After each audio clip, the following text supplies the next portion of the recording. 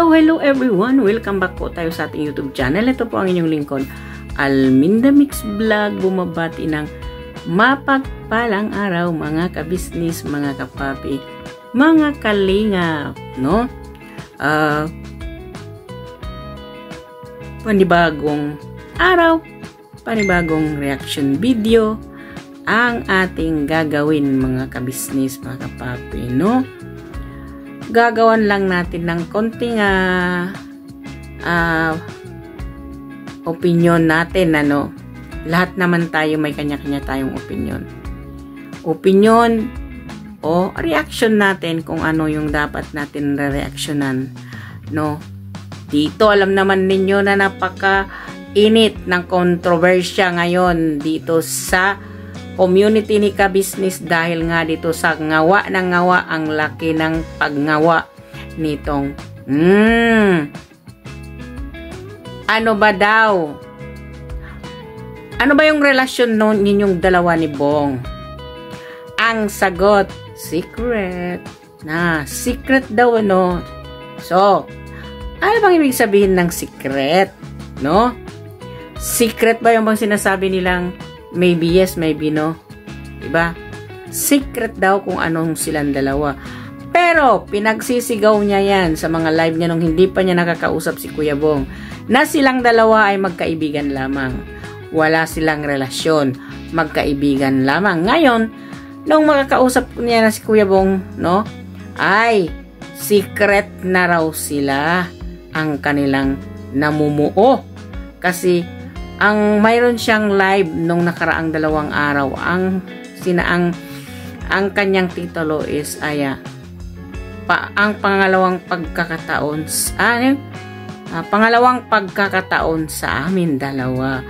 No, sino nagturo sa iyo, Day, ang gumawa ng mga titulo na kinukuha mo sa titulo ng mga pelikula sa artista? Pilinggera ka rin, ano? So, ito nga, re-reactionan natin itong sinasabi niya.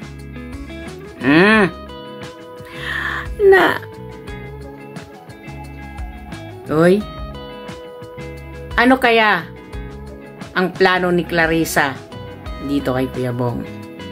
Pabingi po yung salamin ko. Na kasi, naging, na siya, maluwang. So, ano kaya itong plano ni Clarissa dito kay Bong? Yan ang titulo natin, no? At bakit si Kuya Bong napakailap niya na sa kabisnis? Ano bang lason ang binigay nitong si Clarissa para malason ang utak ni Kuya Bong? Isa lang siguro yon. Para sa akin lang, opinion ko, baka pinaasa na naman niya itong pakakasalan kita. Diba? Hindi naman niya magkaganyan si Kuya Bong kung wala naman siyang ipinangako na naman, pangakong kasinungalingan. No? So, etong bigyan natin reaction nito, no? At bago tayo magpatuloy, bago tayo magtsikahan, bago tayo magkwentuhan, no? Ako'y nagbabakasakali rin lang naman, baka sakaling hindi pa kayo nakasubscribe dyan sa aking munting bahay, baka pwede pong pakipindot natin ang subscribe button dyan para updated tayo lahat sa aking mga reaksyonan dito sa Kabisnis at sa Kalingap. At huwag po natin din kalimutang suportahan ang Kabisnis Official, Papadins TV at Kabisnis Family at ang Kalingap po, nangungunang ating ama ng Kalingap, si Kuya Bal Santos Matubang, Kalingap Rab, Ate Edna Vlog at Jack Tapia Matubang, no? So, on the go tayo dito sa kanyang ginangawa na naman dito. Etong issue ni Clarissa dito tungkol sa kabisnis, pinapalala niya ng pinapalala, no? Ano kayang dapat gawin, no? Dito sa kanila, no? Pero ayaw naman kasi dito kay Kabisnis. Okay lang daw 'yon, no? Basta mag-relax lang, no? At makakatulong din 'yun sa amin na may reaksyonan kami, no? At ayon din naman dito kay Clarissa, kumikita kami sa kanya dahil artista siya. Nangangati po yung ulo ko. Sorry, wala yang kuto, ano. So, yun na nga. Mayroon siyang mga binabanggit dito sa kanyang live kaninang umaga na hindi na mapakali sa kangangawa, hindi na rin mapakali sa kakatawa. No? Para ba yung kinikiliti na hindi mo maintindihan itong tawa niya? Na kinikiliti ba? Nagagalit? O may kinakainisan? O may kinakaingitan? Kasi, ang mga tawa na talagang yung yung bang parang na-hypnotize ka sa tawa dahil maganda yung tawa. No? Yun ang tawang original. Tawa niya hindi No, makikita natin yung taong may inggit, may puot, galit at inggit sa kanyang puso. No? Kasi di ka naman tatawa na walang dahilan. Kumbaga, parang nagbasa ka lang ng alphabet, letter A lang, tatawanan na niya. Diba? Na wala namang kwenta. Para bang nonsense lang. Ano? O siya lang ba marunong magsabi na wala kaming utak? Mas walang utak siya. No? So, eto nga, pakinggan nga natin dito kung ano itong pinagsasabi niya rito nang mabigyan natin naman ng ating reaction. Kaya lang meron kaming Bible study, kaya hindi ko talaga pwede i-cancel. Mali! At bahala po sila, pero ako, uuwi ako para sa pamilya ko. Magbabakasyon ako para sa pamilya. Ngayon, kung pupunta siya sa bahay, ay welcome pa rin po siya. Lagi ko po yan sinasabi. Kumatok ka lang, welcome ka sa bahay. Okay? So, yun lang masasabi ko sa inyo. Yan, bibigyan natin yan ng ating reaksyon, yung sinasabi niya. Kung uuwi daw siya magbabakasyon, susunduin niya na itong si Kuya Bong. Sabay sabi niya, charorot! Diba? Kung sinong pong makakaalala o kung gusto nyong panoorin yung live niya noon nang umalis na si Kuya Bong sa kanya na hindi na bumalik at bumalik kay Kabisnes. Ano po yung sinasabi niya doon sa live niya? Simple po yung sinasabi niya doon sa live niya. Ang sabi niya doon sa live niya noon nung umalis si Kuya Bong, kung naalala po ninyo umalis si Kuya Bong dito kay Kabisnes at pumunta sa kanya, yung sinabi niyang ikinasal na sila. No? Kasal sa banig. No? Kasal-kasalan. Diba? Kasal online. Yun ang sinasabi natin, virtual wedding.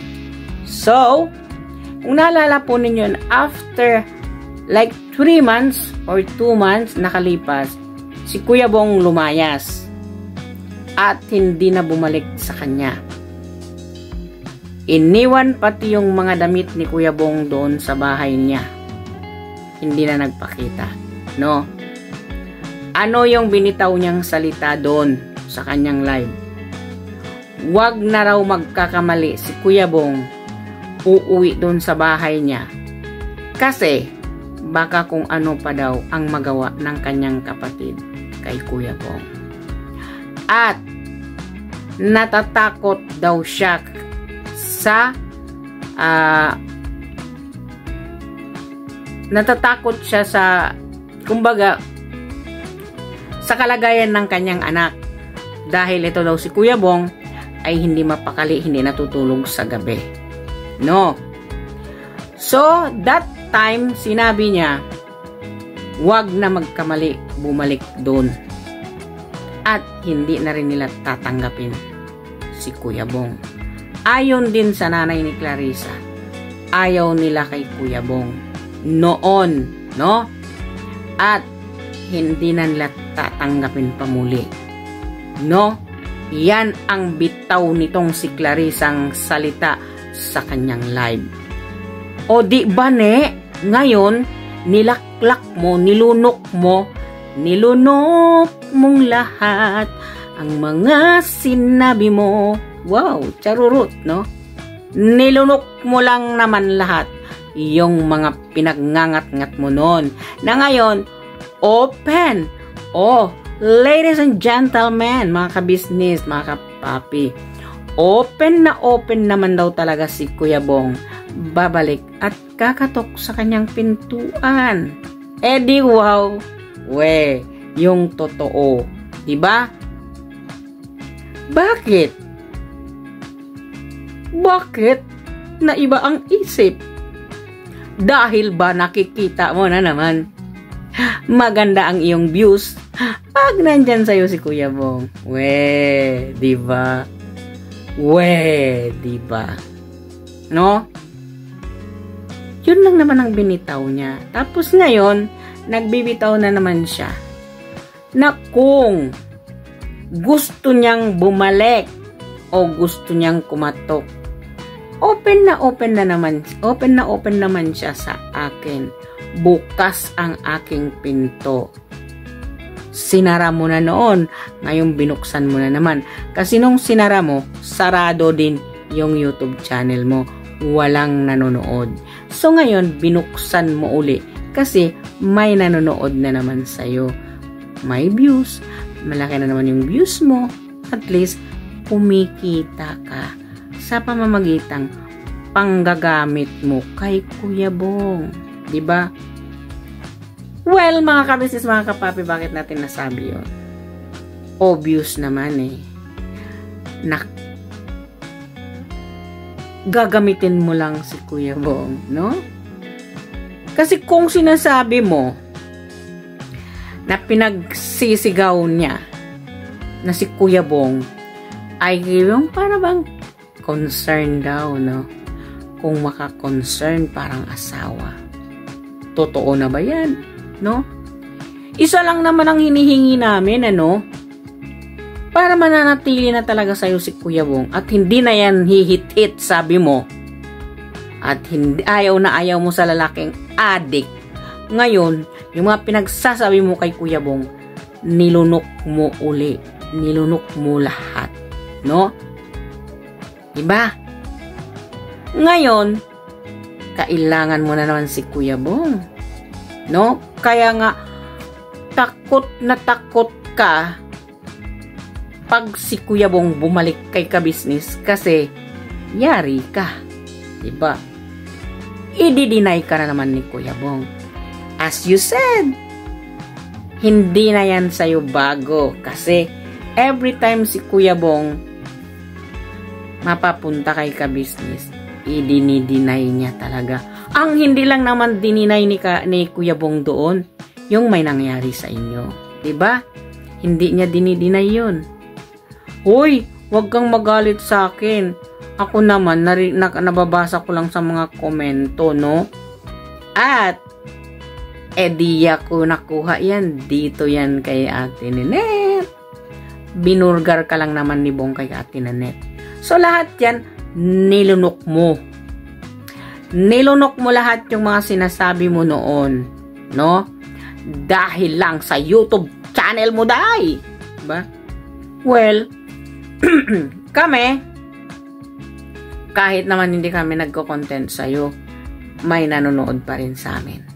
Ikaw, pag hindi mo na kino-content si Kuya Bong, pag hindi mo na magagamit si Kuya Bong, wala ka. Tulog ka. Diba? Yun. No? So, do, re, mi, fa, sol, la, ti, do. Diba? Simple lang. Diba? Isip baday.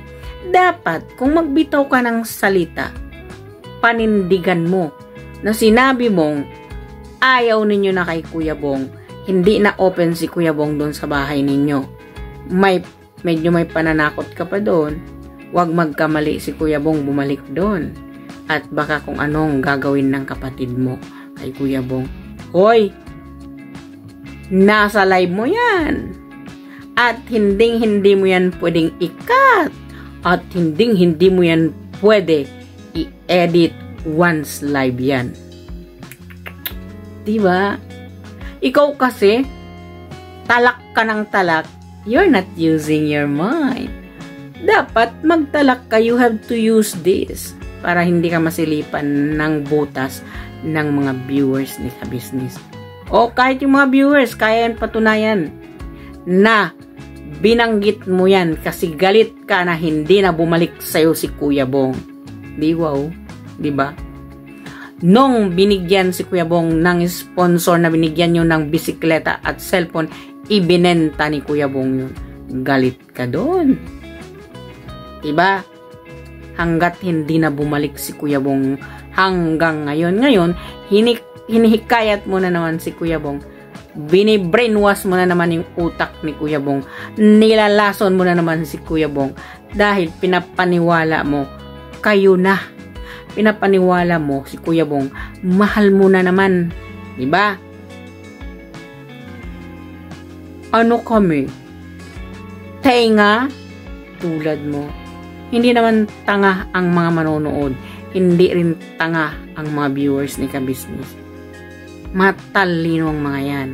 Alam nila kung anong plano mo at anong pakay mo ngayon kay Kuya Bong. Diba? So, mayroon pa siya ritong ibinanggit. So, pakinggan natin. I don't want to emphasize. Ano daw? Ano daw? I don't want... Bahala kayo, oy. Ano daw yung emphasize? Ay, oo, lang yan natin. Ano yun? Walang problema. Hindi ko maintindihan yun, Day. Ayoko. Kahapon, nakausap natin. Isipin nyo, Lunes, Martes, Miyerkules, Huwebes, Biyernes, Sabado. Merong 6 na araw pa na hindi natin hawak ang ni Bong. Kaya, wag po tayong mag-assume sa mga bagay-bagay na hindi dapat i-assume. Ayan, di ba? So, kakatok sa pinto, paano pag puso ang kakatukin niya? Didepende yan sa pagkatok kung paano siya kumatok. Oh. Diba? Paano daw pag hindi pinto ang kakatukin? Paano daw pag puso niya yung kakatukin ni Kuya Bong? Depende daw kung paano si Kuya Bong kumatok. Paano nga ba kumatok si Kuya Bong sa'yo? Diba? Huwag mong i-deny yun. Tirik ba yung mata? Sorry na. Diba? Kayo naman. Katawa lang siya, no? Ano ba? Diba? So, pagpatuloy natin. Kala mo.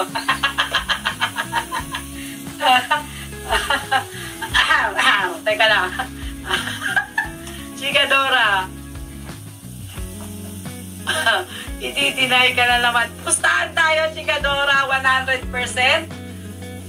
Yan po ang mangyayari. Alam na natin yan. Kumbaga, hindi na po bago, di ba? Alam nyo naman yan. Hindi bago. Carmen Jamsin.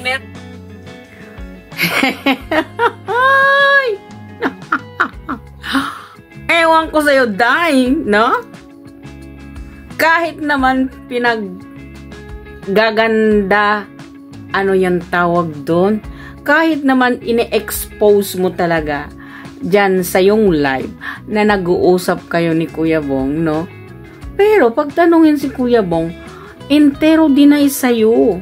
Yun kasi yung, oy, no, nakakawala ng pagkababae yun, no? Harap-harapan kausap mo. Pag tumalikod na i-deny ka na hindi raw kayo nag-usap, hindi ka niya mahal. Ayaw niya sa'yo.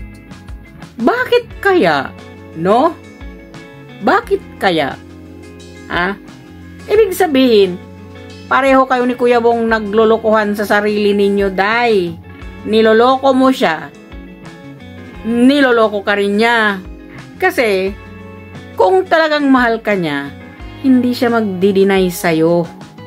Sasabihin niya yung totoo, opo, nag-usap po kami noon. Nung umaldang wala ako dito sa inyo, Kuya.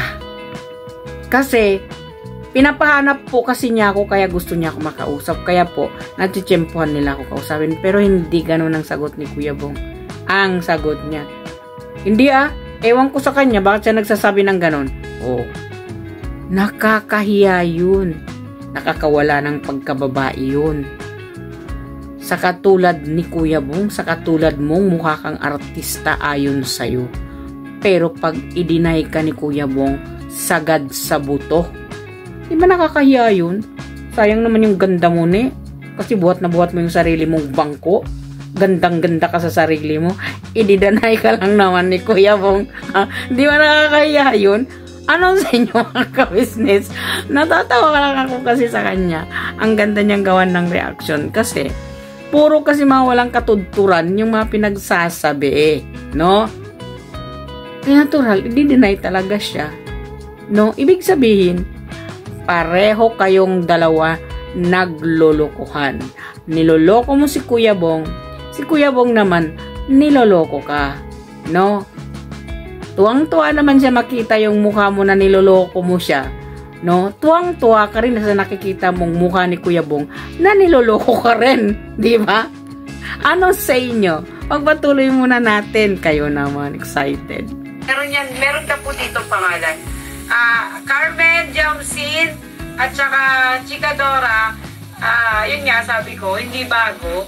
Kung ano man yung mangyayari at halimbawa lang, hindi na, kumbaga sa atin, alam na natin yan. Hindi na bago. Chuba, ano man yung mga sabihin niyang mga ganito, ganyan, alam ko po yan. Alam niyo bakit hindi masakit sa akin, kahit ano sinasabi. Oo.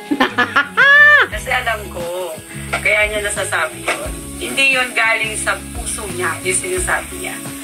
Galing yun sa hangin. Hoy! Kaya naman daw siya hindi nasasaktan kahit i-deny siya ni Kuya Bong. Hindi naman daw yun truly na galing talaga sa puso. Galing yun sa puson ni Kuya Bong.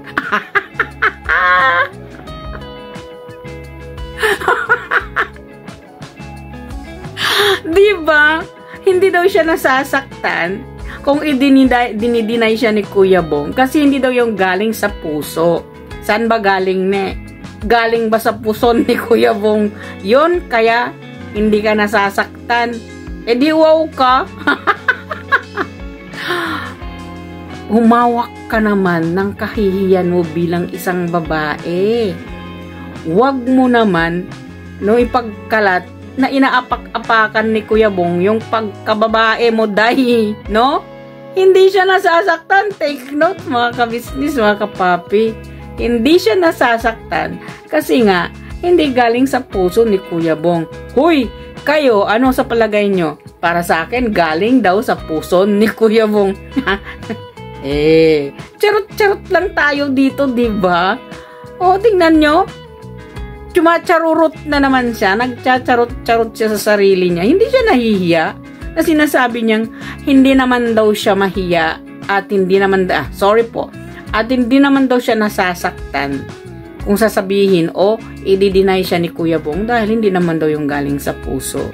Wow, galing lang naman yun sa puson ni Kuya Bong. Ikaw talaga, ang galing mo talaga, Day. Scriptwriter and director. Di ba? Natatawa lang ako sa kanya. Di ba? So, pakinggan natin ang kanyang iba pang mga paliwanag. Tawa siya, di ba? Galing sa hangin, hindi sa puso. Kaya hayaan na po galing natin, sa puson yun, dahil para malaman mo. Balikan man niya ang sistema or ang usapin. Kayo po ang saksi, nakita nyo, live yun, nakakausap natin siya. Nasa kanya na lang po yun, kung paninindigan niya o i-deny niya. Ganun pa man, we know kung ano yung pwedeng mangyari pag bumalik siya. Diba, guys? Yun na nga eh. Ang bobo nito. Asan ba yung utak mo nandun sa dulo ng iyong no? Yun na nga, Day, no? Mag-isip ka nga. Ipaano mo naman yung paganahin mo na naman yung isip mo. Yung utak mo. Yun na nga yun ang hindi maganda dun. Hindi ka nga kayang panindigan ni Kuya Bong kahit i-expose mo pa, kahit sabihin mo pa dyan, pagsisigaw mo dyan sa mga viewers mo, na kayo ang saksi na kami nag-uusap. I-deny at hindi ka kayang panindigan ni Kuya Bong. Diba? No? Hindi ko maintindihan ang klaseng babae siya. Siguro talagang walang hiya talaga siya, no? Kasi hindi daw, kumbaga hindi siya nasasaktan sa ganon. Yun ang insulto ng isang lalaki sa'yo. idinideny niya na nag-usap, idinideny niya na kayo. Idinideny niya na mahal ka niya. No? Ang hindi lang niya idinideny yan. Pero sa lahat-lahat yun, idinideny niya. Alam mo pala, hindi ka kayang panindigan ni Kuya Bong. Pero, paulit-ulit mo siya, hinahabol-habol, paulit-ulit mo siya, pinapahanap. Diba?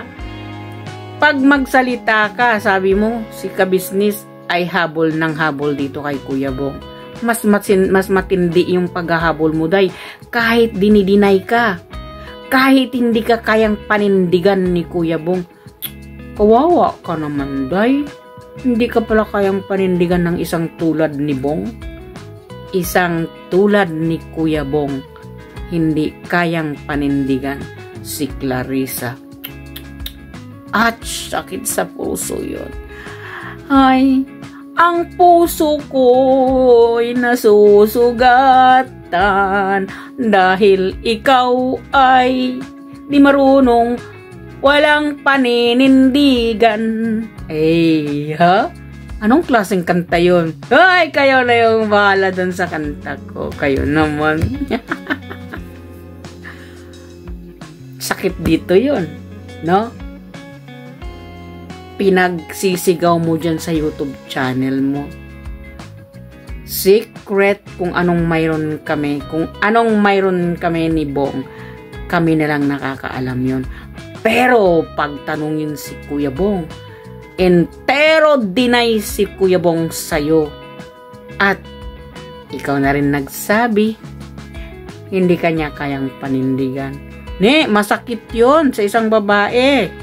Babae ka naman. Babae ako. Hindi ako bakla. Bakla lang naman ang hindi pinapanindigan ng lalaki. Minsan, kahit bakla, pinapaninindigan ng mga lalaki dahil mahal nila yun. Yun. Edi talo ka pa pala ng isang bakla. Mabuti pa yung bakla, kayang panindigan. No? Wala yun siyang butas, pareho sila yung may bitlog, no? Pero kayang panindigan ng lalaki kahit may itlog yung bakla. Ikaw, masakit yun sa ikaw mismo ikaw mismo nagsabi, ikaw mismo umamin na hindi kayang panindigan ni Kuya Bong ang isang tulad mo. Bakit kaya? Magbayang magilyo na lang tayo. Patuloy natin, mga kabisnes, mga kapapi. Parang sana may isang tao na tatawag sa atin at magsabi na dito nakatira, pwede bigyan natin ng konting kahit pambigas man lang, diba? O kaya damit para may palitan siya. So yun lang masasabi ko, and God bless, guys. Sana nga daw may tatawag sa kanya. Ibig sabihin, nagpahanap ka na naman ng tulay para makontak kung saan si Kuya Bong ngayon nakatira. Kung saan si Kuya Bong natutulog. Sana raw may kumontak sa kanya na kung saan si Kuya Bong nakatira at mabigyan man lang daw. Oy, pagalan mo ng pera, day. Mabigyan lang man daw ng pambigas si Kuya Bong at pambili ng damit. Bobo ka, day. Hindi ka ba nag-isip?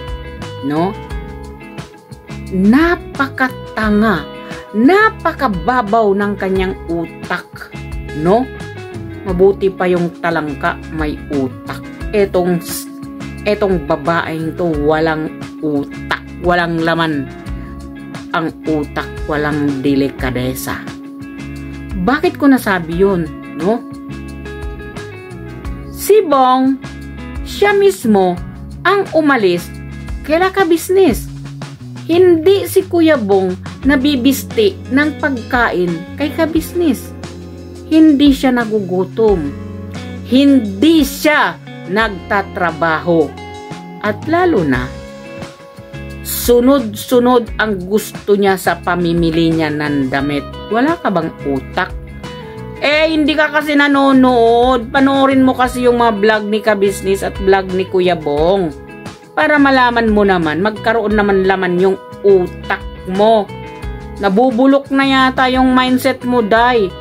Ipa-change oil mo yan. Pwede ba yun? No?